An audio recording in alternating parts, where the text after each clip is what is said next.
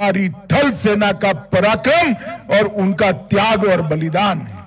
उन्हीं के कारण कोई भी हमारी सीमा पर आंख उठाकर देख नहीं सकता। अमित शाह साहब की तो उन्होंने अभी चाइना को एक बार फिर उन्होंने जो है उसके बारे में स्टेटमेंट दी है। पहली बार अमेरिका का महाविनाशक B-1B स्ट्रेटेजिक बॉम्बर भारत के साथ युद्धाभ्यास में शामिल होने के लिए हिंदुस्तान की सरजमी पर आने वाला है। देखिए जी, ये तो अब पूरा सिक्योरिटी का जो है ये शुरू हो रहा है।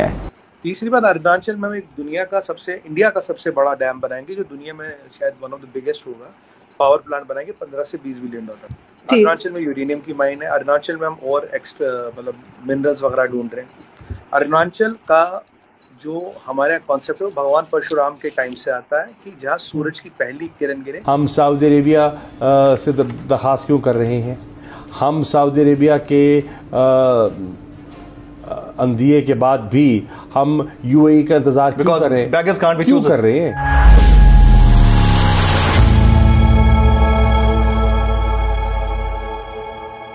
जय हिंद दोस्तों। केंद्रीय गृह मंत्री अमित शाह 2 दिवसीय दौरे पर सोमवार को अरुणाचल प्रदेश पहुंचे। अपनी यात्रा के दौरान गृह मंत्री ने अरुणाचल प्रदेश को कई सौगात दी। इस दौरान उन्होंने कहा कि देश की सुई की नोक जितनी जमीन भी कोई नहीं ले सकता। हमारे सैनिकों के पराक्रम से हमारी सीमाएं सुरक्षित है। अमित शाह चीन के ऐतराज के बीच अरुणाचल पहुंचे थे। अरुणाचल प्रदेश के किबिथु में केंद्रीय गृह मंत्री अमित शाह ने कहा कि पूरा देश आज अपने घरों में चैन की नींद सो सकता है, क्योंकि हमारे आईटीबीपी के जवान और सेना हमारी सीमाओं पर दिन रात काम कर रहे हैं। आज हम गर्व से कह सकते हैं कि हम पर बुरी नजर डालने की ताकत किसी में नहीं है। उन्होंने कहा कि हमारी जमीन की तरफ कोई आंख उठाकर भी नहीं देख सकता। सैनिकों के पराक्रम से हमारी सीमाएं सुरक्षित है। ऐसे में हमारी सीमा में अतिक्रमण की तो कोई बात ही नहीं है। जिसमें वो इंडिया की बहुत तारीफ करते हुए नजर आते हैं और ख़ास तौर पर इंडियन प्राइम मिनिस्टर की पॉलिसीज को वो अभी भी बहुत तारीफ कर रहे हैं, अप्रिशिएट कर रहे हैं। 15 किलोमीटर दूर है LAC से, करीब वहां से जाके कहते हैं India Arunachal is the integral part of India और किसी की औकात नहीं है कि हमसे 1 इंच जमीन ले ले। ये मैसेज सीधा चाइना को अगर करें अमित शाह साहब की तो उन्होंने अभी चाइना को आपकी फेवरेट कंट्री सर, आपकी सबसे फेवरेट कंट्री चाइना, उसको एक बार फिर उन्होंने जो है उसके बारे में स्टेटमेंट दी है कि जी 1 इंच ले नहीं सकते और इस किस्म की बात की है। तो ऐसी क्या जरूरत पड़ गई कि दोबारा से चाइना के साथ इस तरह से बात की जा रही है? लेकिन सर साथ साथ बीच में एक क्लैश और चला था आप लोगों का, 2-3 दिन पहले की बात है कि वो जर्नलिस्ट को लेकर चाइना और हिंदुस्तान के कोई वीजा का इशू भी बन गया था। लेकिन अभी अमित शाह साहब क्या कह रहे हैं? देखिए आजू जी, ये आज की देखिए हो क्या रहा है। एक आपके यहाँ हमारे कहावत है, खसियानी बिल्ली खंबा नोचे। ये जो चाइना है खसियानी बिल्ली हो चुकी है, खंबा नोच रही है आजकल और अपने नाखून खराब कर रही है। मैं बताऊं क्यों आपको। देखिए, अब आपके घर के बाहर मैं अपनी नेम प्लेट लगा दूं तो मेरा हो जाएगा क्या? या अपने घर के बाहर आपकी नेम प्लेट लगा दूं तो आपको थोड़ी ना हो जाएगा। अब चाइना क्या कर रहा है, देखिए अरुणाचल में 50 डैम बन रहे, छोटे डैम। अरुणाचल में यूरेनियम की माइन है। अरुणाचल में हम और एक्स्ट्रा मतलब मिनरल्स वगैरह ढूंढ रहे हैं। अरुणाचल का जो हमारा कॉन्सेप्ट है भगवान परशुराम के टाइम से आता है कि जहाँ सूरज की पहली किरण गिरे, तब उस जमाने में आज से हजारों साल पहले ये इंडिया का पार्ट था और इसका हमारे टेक्स्ट में जो हजारों साल पुरानी है उनमें भी इसका वर्णन है। तीसरी बात, अरुणाचल में इंडिया का सबसे बड़ा डैम बनाएंगे, जो दुनिया में शायद वन ऑफ द बिगेस्ट होगा। पावर प्लांट बनाएंगे 15 से 20 बिलियन डॉलर तक। एक टाइम यहाँ ऐसा था कि यहाँ पे अरुणाचल में अगर कोई पूरे नॉर्थ ईस्ट में पावर प्रोजेक्ट बनाना हो तो कांग्रेस के टाइम में वो कहते थे, जो एनवायरमेंट मिनिस्टर थे जयराम रमेश साहब, वो कहते थे मनमोहन सिंह जी को यहाँ ना बनाए, चाइना नाराज हो जाएगा। वहाँ रोड्स नहीं बनाई। AK एंथनी साहब कहते थे building no roads is the only difference to China. वहाँ हमने आर्म्स डिप्लॉय नहीं किए, कुछ नहीं किया हमने। और अब वहाँ नॉर्थ ईस्ट की हर कैपिटल तक रेलवे और एयरपोर्ट लिंक बन रहा है। अभी हम नॉर्थ ईस्ट में देखें, नॉर्थ ईस्ट में बीजेपी जीता है, जबकि it is not Hindu dominated, Christian dominated है। मैक्सिमम स्टेटों में बीजेपी जीत रहा है, it is Christian dominated. North east organic farm कर रहा है। और अगर आप ये हमारा बॉर्डर देखें चाइना, ये पूरा बॉर्डर जो LAC का हम इस पे पहले भी डिस्कस कर चुके हैं। हम नया मशीनरी आई है, आर्टिलरी गन्स आए हैं, लाइट मशीन गन्स आए हैं, नाइट विजन इक्विपमेंट आया, सेंसिंग सिस्टम्स आए हैं, और बैटल टैंक्स डिप्लॉय हो गई है, मिसाइल सिस्टम्स डिप्लॉय हो गए हैं। हमने वो परले मिसाइल भी अलॉन्ग चाइनीज़ बॉर्डर डिप्लॉय किया, S-400 भी लगा दिया।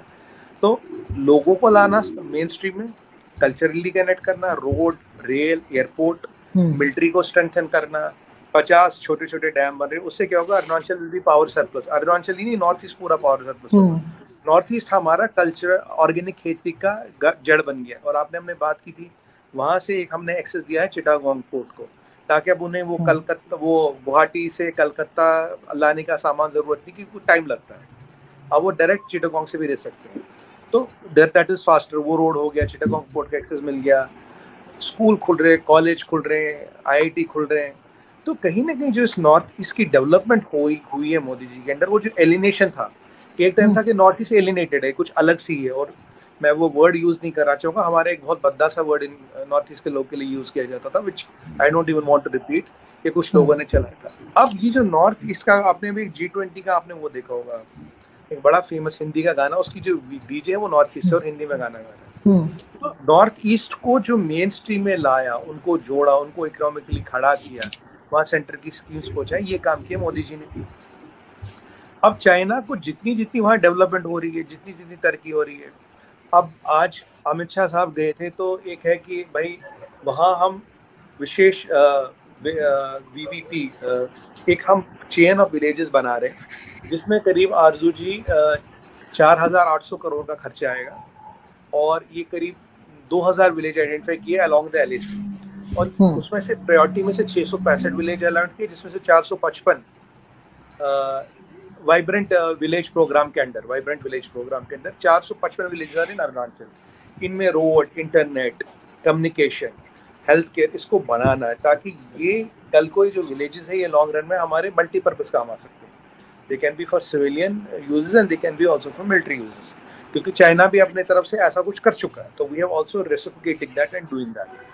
तो आज जिस जगह पे थे, मुझे उसका नाम याद नहीं आ रहा, अमित शाह जी, विभूति या कुछ जगह थी, I am not getting the name right, वो केवल 15 किलोमीटर दूर है LAC से, 15 किलोमीटर दूर, और जो भूटान का ट्रांजैक्शन है उससे 30 किलोमीटर दूर है।